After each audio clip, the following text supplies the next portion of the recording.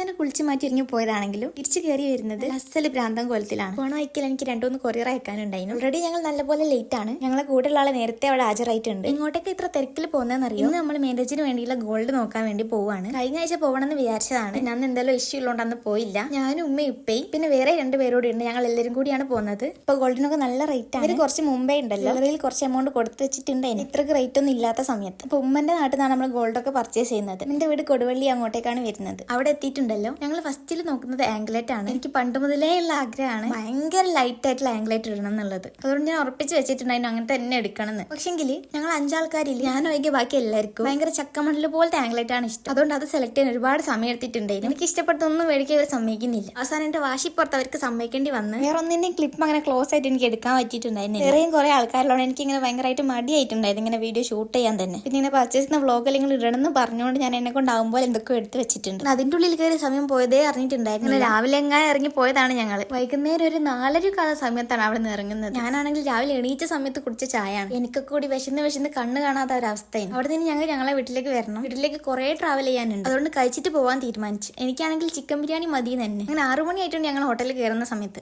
6 മണിക്ക് ചിക്കൻ ബിരിയാണി കഴിച്ച ആളാണ് ഞാൻ.